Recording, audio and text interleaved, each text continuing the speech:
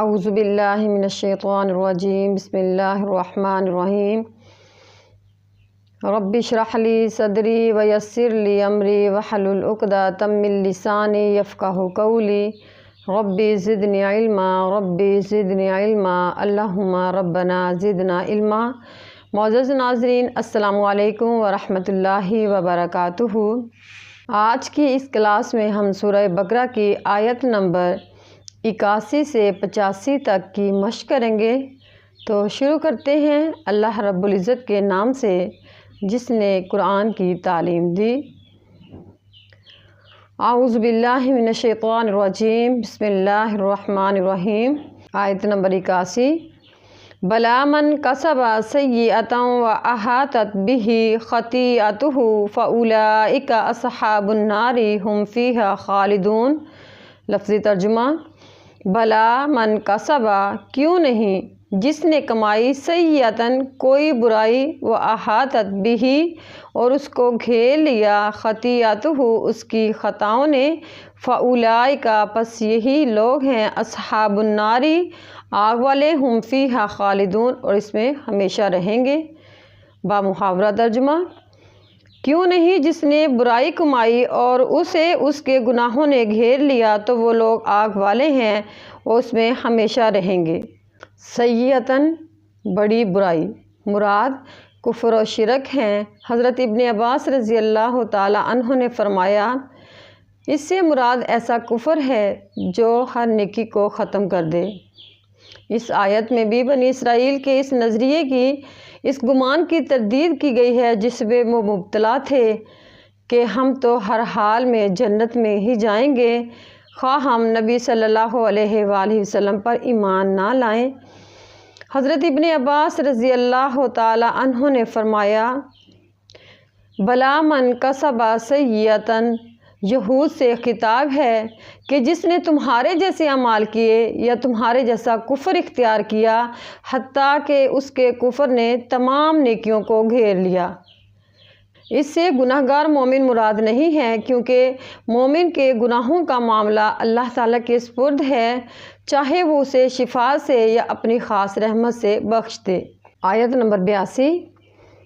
والذین آمنوا وعملوا الصالحات اولئک اصحاب الجنۃ ھم فیہا خالدون۔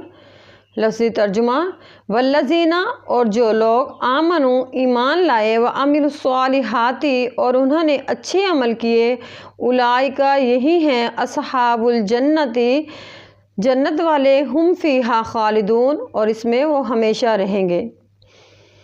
آمنوا وعملوا الصالحات، خالی ایمان کافی نہیں ہے، ایمان کے ساتھ ساتھ عمل صالح بھی ضروری ہے، کیونکہ اللہ سبحانہ و تعالیٰ نے ایمان لانے اور عمل صالح کرنے کے بعد ایمان والوں کو جنت کی بشارت دی ہے، اور جنت کی بشارت دینے کے بعد اللہ سبحانہ و تعالیٰ نے فرمایا کہ ہم فیہا خالدون، کہ وہ اس جنت میں ہمیشہ ہمیشہ رہیں گے، انہیں جنت سے کبھی بھی نہیں نکالا جائے گا۔ جس طرح کافروں کو اللہ سبحانہ و تعالیٰ نے جہنم کی وعید سنائی ہے اور پھر اس میں ہم فیہا خالدون، کہ وہ اس میں یعنی جہنم میں ہمیشہ ہمیشہ رہیں گے اور جہنم سے کبھی بھی انہیں نکالا نہیں جائے گا۔ قرآن کریم کا یہ اسلوب ہے کہ وعید کے ساتھ ساتھ بشارت کا بھی ذکر کیا گیا ہے۔ آیت نمبر 83۔ وَإِذْ أَخَذْنَا مِيثَاقَ بَنِي إِسْرَائِيلَ لَا تَعْبُدُوا إِلَّا اللَّهَ وَبِالْوَالِدَيْنِ إِحْسَانًا وَذِي الْقُرْبَى وَالْيَتَامَى وَالْمَسَاكِينَ وَقُولُوا لِلنَّاسِ حُسْنًا وَأَقِيمُوا الصَّلَاةَ وَآتُوا الزَّكَاةَ ثُمَّ تَوَلَّيْتُمْ إِلَّا قَلِيلًا مِّنكُمْ وَأَنْتُمْ مُعْرِضُونَ۔ لفظی ترجمہ: وَإِذْ اور جب، اخذنا ہم نے لیا، میثاق پختہ عہد، بنی اسرائیل سے، لا تعبدو تم عبادت نہ کرنا، الا اللہ اللہ کے سوا، وبالوالدین احسانا اور ماں باپ کے ساتھ حسن سلوک کرنا، وذی القربی قرابت دار، والیتامی اور یتیم، والمساکین اور مسکین، وقولوا للناس حسنا اور تم کہنا لوگوں سے اچھی بات، واقیموا الصلاۃ اور نماز قائم کرنا، وآتوا الزکوٰۃ اور زکوٰۃ ادا کرنا، ثم تولیتم پھر تم پھر گئے، الا قلیلا سوائے چند ایک کے، منکم تم میں سے، وانتم معرضون اور تم پھر جانے والے ہو۔ محاورہ ترجمہ۔ اور جب ہم نے بنی اسرائیل سے پختہ عہد لیا کہ تم اللہ کے سوا کسی کی عبادت نہ کرنا اور ماں باپ کے اور قرابت داروں اور یتیموں اور مسکینوں کے ساتھ احسان کرنا اور لوگوں سے اچھی بات کہنا اور نماز قائم کرنا اور زکوٰۃ ادا کرنا، پھر تم پھر گئے مگر تم میں سے تھوڑے اور تم پھر جانے والے ہو۔ لا تعبدون الا اللہ، اللہ کے سوا کسی کی عبادت نہ کرنا۔ اللہ تعالیٰ کی عبادت کی 4 قسمیں ہیں۔ نمبر 1 بدنی عبادت، جس میں طواف، رکوع اور سجدہ وغیرہ ہیں۔ مالی عبادات میں صدقہ و خیرات، نظر و نیاز وغیرہ۔ لسانی عبادات میں ذکر و اذکار، اور قلبی عبادات میں خوف اور امید رکھنا۔ یہ سب عبادات اللہ تعالیٰ کے لیے خاص ہیں۔ ان عبادات میں اللہ تعالیٰ کے ساتھ کسی کو بھی شریک کرنا اللہ تعالیٰ کے ساتھ شرک کرنا ہے، کیونکہ شرک اللہ تعالیٰ کی صفات میں کسی کو بھی شریک ٹھہرانا، ان الشرک لظلم عظیم، کہ شرک تو بہت بڑا گناہ ہے۔ وبالوالدین احسانا، والدین کے ساتھ اچھا سلوک کرنا۔ قرآن کریم میں حقوق اللہ کے ساتھ ساتھ حقوق العباد کا بھی ذکر کیا گیا ہے کہ حقوق العباد میں سب سے افضل عمل والدین کے ساتھ حسن سلوک کرنا ہے، وذی القربی اور قرابت داروں کے ساتھ، والمساکین اور مسکینوں اور یتیموں کے ساتھ حسن سلوک کا بھی حکم دیا گیا ہے۔ یتیم وہ ہوتا ہے جس کا والد بچپن میں ہی انتقال کر جائے۔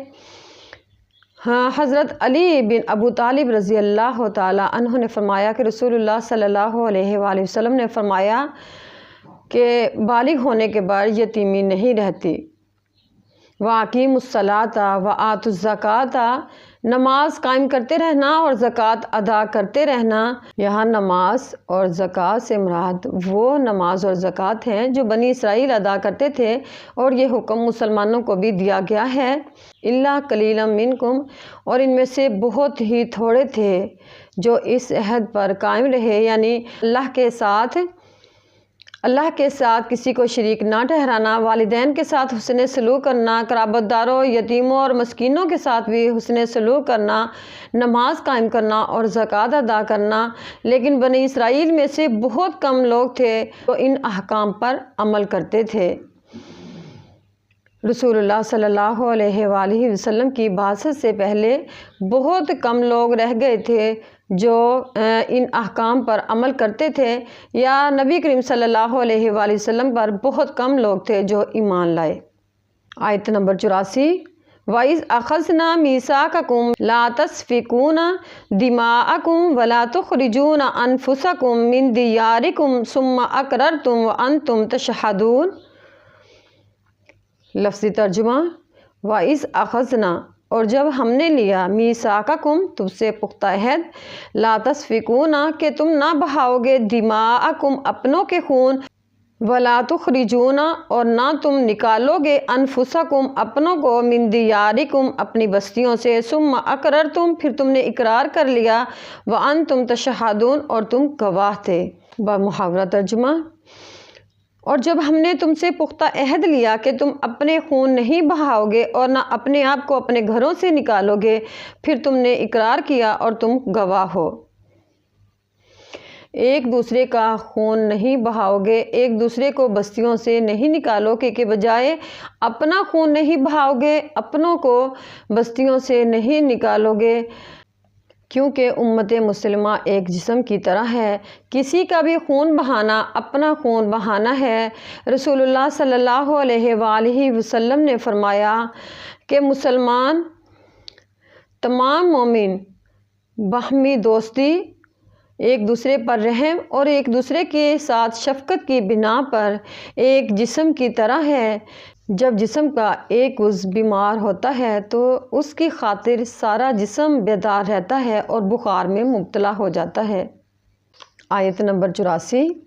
ثم انتم ہؤلاء تقتلون انفسکم وتخرجون فریقا منکم من دیارہم تظاہرون علیہم بالاسم والعدوان وان یاتوکم اسارى تفادوہم وہو محرم علیکم اخراجہم افتؤمنون ببعض الکتاب وتکفرون ببعض فما جزاء من یفعل ذلک منکم الا خزی فی الحیاۃ الدنیا وَيَوْمَ الْقِيَامَةِ يُرَدُّونَ إِلَىٰ أَشَدِّ الْعَذَابِ وَمَا اللَّهُ بِغَافِلٍ عَمَّا تَعْمَلُونَ۔ لفظی ترجمہ۔ ثُمَّ أَنْتُمْ ہؤلاء، پھر تم ہی ہو وہ لوگ، تقتلون جو قتل کرتے ہو، انفسکم اپنوں کو، وتخرجون اور نکالتے ہو، فریقاً ایک فریق کو، منکم تم میں سے، من دیارہم ان کے وطن سے، تظاہرون تم چڑھائی کرتے ہو، علیہم ان پر، بالاسم گناہ سے، والعدوان اور سرکشی کے ساتھ، وَإِن یَأْتُوکُم اور وہ آئیں تمہارے پاس، اسارا قیدی ہو کر، تفادوہم تو تم بدلہ دے کر چھڑاتے ہو، وہو محرم حالانکہ حرام کیا گیا ہے، علیکم تم پر، اخراجہم نکالنا ان کا، فتؤمنون کیا تم ایمان لاتے ہو، ببعض الکتاب کتاب کے بعض حصے کا، وتکفرون اور انکار کرتے ہو، ببعض بعض حصے کا، فما جزاء پس کیا بدلہ ہے، من یفعل جو کرتے ہیں، ذالک یہ، منکم تم میں سے، اللہ سوائے خزی رسوائی ہے، فی الحیات الدنیا دنیا کی زندگی میں، ویوم القیامت اور قیامت کے دن، یردون وہ لٹائے جائیں گے، الی اشد العذاب سخت عذاب کی طرف، فما اللہ اور اللہ تعالیٰ، بغافل بے خبر نہیں ہے، اما اس سے، تعملون جو یہ کرتے ہیں۔ بامحاورہ ترجمہ۔ پھر تم ہی ہو وہ لوگ کہ اپنے آپ کو قتل کرتے ہو اور اپنوں میں سے ایک گروہ کو ان کے گھروں سے نکالتے ہو، ان کے خلاف ایک دوسرے کی مدد کرتے ہو، اور اگر کوئی قیدی ہو کر تمہارے پاس آئیں تو فدیہ دیتے ہو، حالانکہ اصل یہ ہے کہ ان کا نکالنا ہی تم پر حرام کر دیا گیا ہے۔ پھر کیا تم کتاب کے ایک حصے پر ایمان لاتے ہو اور دوسرے حصے کے ساتھ کفر کرتے ہو؟ تو اس شخص کی جزا جو تم میں سے یہ کرے، اس کے سوا کیا ہے کہ دنیا میں رسوائی اور قیامت کے دن سخت عذاب کی طرف لوٹائے جائیں گے، اور اللہ تعالیٰ ہرگز اس سے بے خبر نہیں ہے جو کچھ تم کرتے ہو۔ یعنی اللہ تعالیٰ کی کتاب کے جس حصے کو اپنی مرضی کے خلاف پاتے ہو اس پر عمل نہیں کرتے، اور جس حصے کو اپنی مرضی کے مطابق پاتے ہو اس پر عمل کرتے ہو۔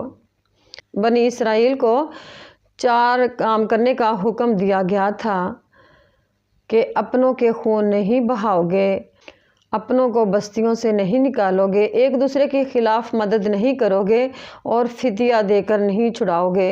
انہوں نے 3 احکام کی بلا جھجک خلاف ورزی کرتے رہے، اور ایک حکم فدیہ دے کر چھڑانا، اس پر عمل کرتے رہے، لیکن اللہ سبحانہ و تعالیٰ نے انہیں حکم دیا کہ اگر تم اللہ کی کتاب پر ایمان لاتے ہو تو پھر تمہیں 4 احکام قبول کرنے پڑیں گے، 4 احکام کی پیروی کرنا پڑے گی۔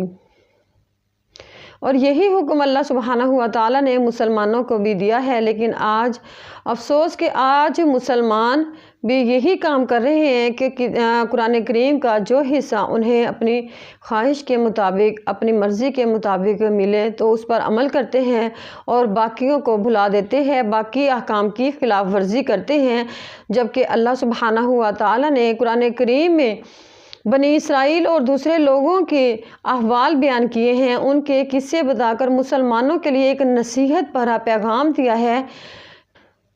بنی اسرائیل کی نافرمانیوں کا تذکرہ کیا ہے کہ بنی اسرائیل کی نافرمانیوں پر انہیں دنیا میں کیا رسوائی ملی، اور آخرت میں انہیں سخت عذاب سے دوچار ہونا پڑے گا۔